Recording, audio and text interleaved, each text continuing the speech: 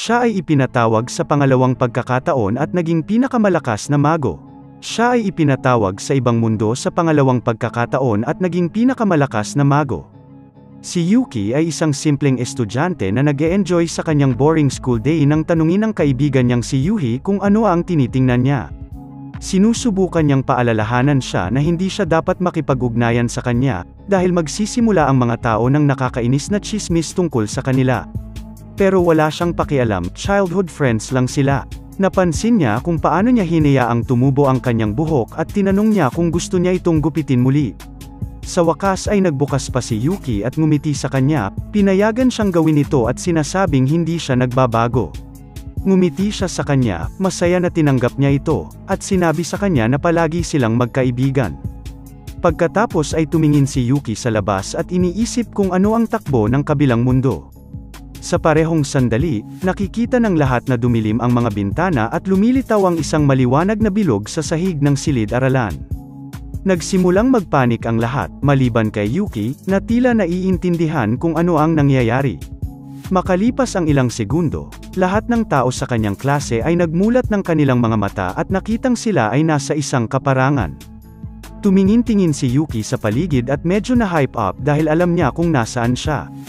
Gusto itong malaman ni Yuhi, ngunit napalitan ang atensyon ng lahat sa isang kalapit na ingay.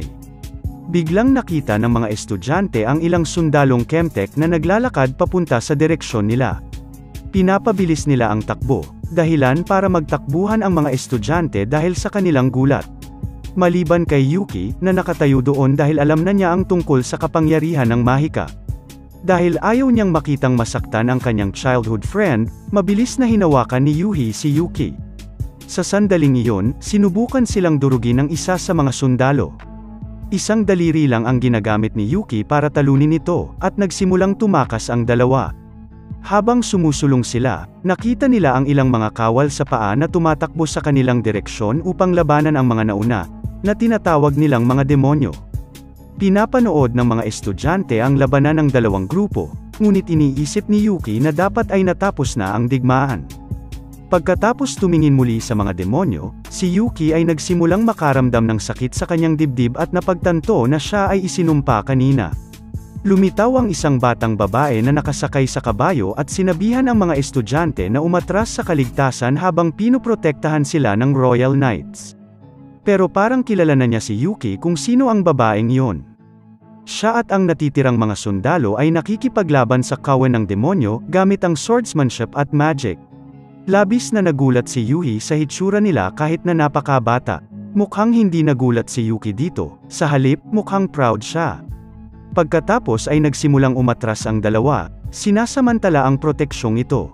Matapos dalhin sa kastilyo, pinasalamatan ng hari ng Destinia at ng kanyang anak na babae na si Margaret ang mga bayani sa pagdating upang tulungan sila. Ipinaliwanag niya na ang kanilang kaharian ay sinasalakay ng mga demonyo, at tulad ng 5 taon na ang nakalipas, isang grupo ng mga bayani ang ipinatawag sa kanilang mundo. Ngunit ang mga estudyante ay nataranta at hindi maintindihan ang sitwasyon. Malalim na ipinaliwanag ni Margaret na 5 taon na ang nakalilipas, isang bayani ang ipinatawag sa kanilang mundo at natalo niya ang mga demonyo at nagdala ng kapayapaan sa kanila. Ngunit biglang nawala ang parehong bayaning iyon. Agad na hiniling ng hari sa mga bayani na wakasan ang patuloy na digmaan sa pagitan ng mga demonyo at kamag-anak ng hayop, na nagsusumamo para sa kanilang tulong. Ang bawat mag-aaral ay pinilit na matuto at magsanay ng kanilang espada kay Glenn at salamangka kay Elka. Gayunpaman, sinadya ni Yuki na iwasan ang lahat ng hirap at i-enjoy na lang ang biyahe. Napansin ni Elka na tumatamlay si Yuki habang nagsasanay at tinawag siya nito. Una niyang pinuri ang kanyang kalmado sa kakaibang mundong ito, ngunit pagkatapos ay binanggit na ang kanyang pagiging makasarili ay kapareha ng dating bayani. Sinabi niya sa kanya na bumalik sa pagsasanay, ngunit kinukutsa lang siya nito. Nagpasya siyang turuan siya ng leksyon, ngunit nauwi lang sa paghampas sa kanya pagkatapos na iwasan ang kanyang pag-atake. Nang maramdaman niya ang mga kamay nito na humahampas sa kanya, bumilis ang tibok ng puso niya. Si Yuki ang dating bayani.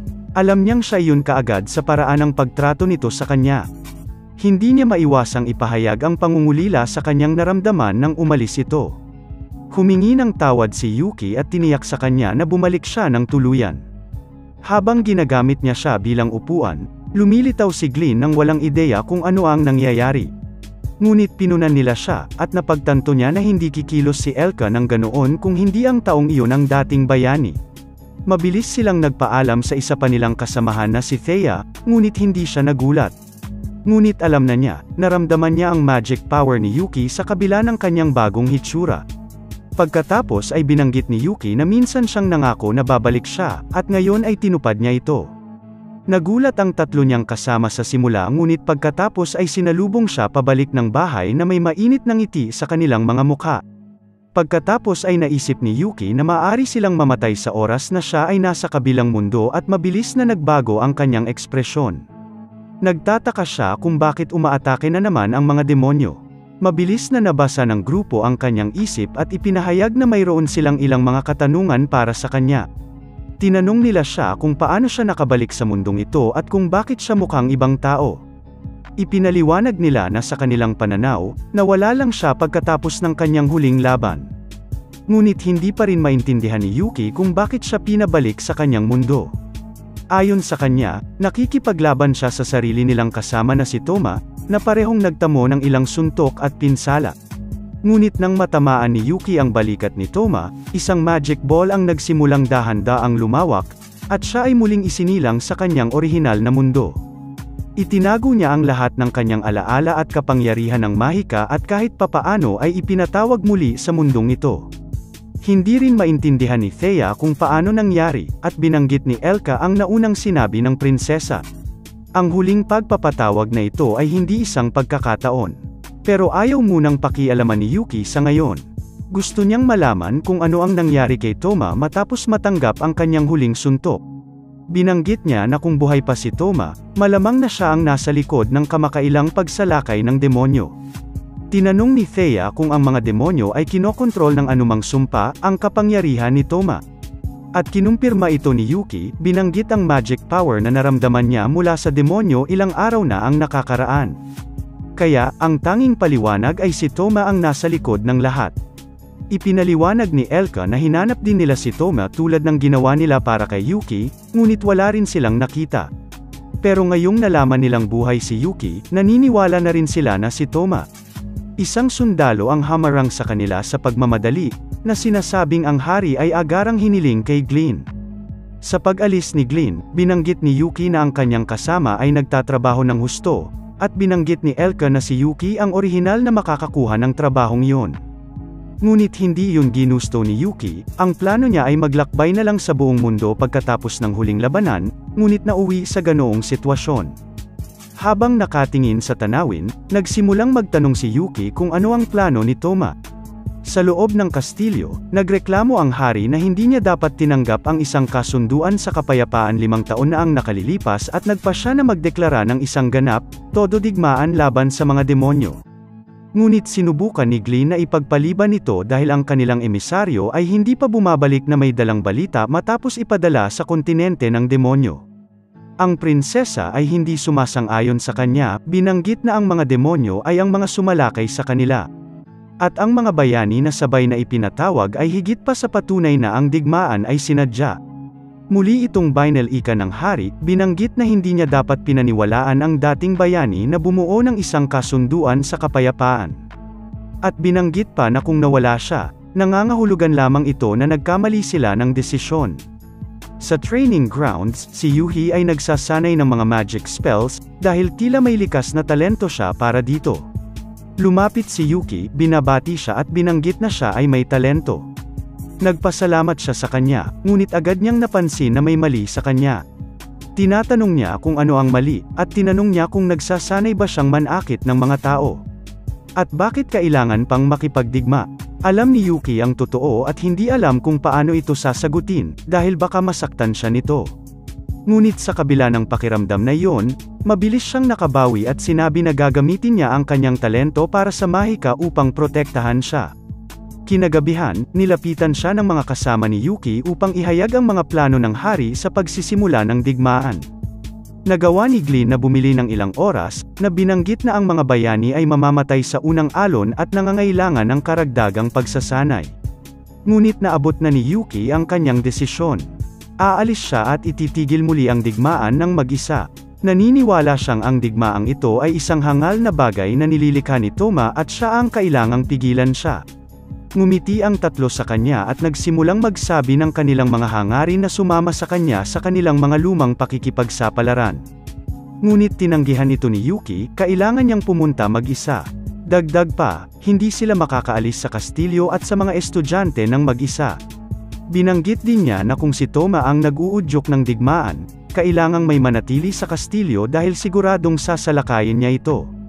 At iyon ay higit pa sa sapat na dahilan para manatili sila at tumulong sa kaharian. Ngunit bago umalis, kailangan ni Yuki ang isang bagay, ang kanyang sandata. Gumagamit ang grupo ng invisibility magic para pumuslit sa imbakan ng kastilyo. Nauna si Elka na patumbahin ang mga gwardya, at binanggit ng grupo ang mga lumang panahon kung saan palagi siyang nangunguna sa kanilang mga paggalugad sa piitan. Pagkatapos ay sinimulan niyang i-lockpick ang silid, ngunit may napansin si Yuhi na kakaiba at nakita niya silang pumasok dito. Sa loob, nakita ni Yuki ang isang malaking itim na espada, na tinatawag niyang Kuromaru. Gayunpaman, nahanap ng mga gwardya ang gwardya na binugbog ni Elka, at nagsimula silang maghanap sa buong kastilyo para sa mga nanghihimasok. Gagawin ni Thea at Glynn ang lahat para maantala ang sitwasyon, pinahihintulutan sina Yuki at Elka na umalis sa kastilyo. Pagkatapos ng tuluyang pagdaan sa mga pader ng kastilyo, sinabi ni Elka sa kanya na gagawin ng tatlo ang lahat para maantala ang hari sa pagsisimula ng digmaan, umaasa na bibigyan nito si Yuki ng sapat na oras para pigilan si Toma at ang pagsalakay ng demonyo. Ngunit kasabay nito, si Yuhi, na nakakita kay Yuki na pumasok sa storage room, ay nagawang sumunod sa kanya. Lumapit siya sa kanya, nagtatanong kung bakit at saan siya pupunta. Nagpasya siyang ihayag ang katotohanan, ipinaliwanag na ito ang pangalawang beses na ipinatawag siya sa mundong ito. At na kailangan niyang makatagpo ng isang tao upang ihinto ang digmaang ito. Puno ng luha ang mga mata ni Yuhi, at hiniling niyang sumama sa kanya, nangako na magiging kapaki-pakinabang siya. Ngunit hindi siya pinapayagan ni Yuki na masaktan, ito ay masyadong mapanganib para sa kanya. Halos hindi niya mapigilan ang kanyang emosyon, ngunit naaalala niya ang kanyang pangako. Sinabi niya sa kanya na ipikit ang kanyang mga mata, at lumapit siya sa kanya. Sa isang iglap, nagpalabas siya ng mahika ng hangin at apoy at binigyan siya ng ipinangakong gupit. Nagpakatatag siya, at may ngiti, nangako siyang muli na magiging matatag siya at poprotektahan siya. Kinikal niya ang kanyang noo at sinabi sa kanya na kung iiwas niya ito sa susunod, papasa siya sa pagsusulit at sasamahan siya.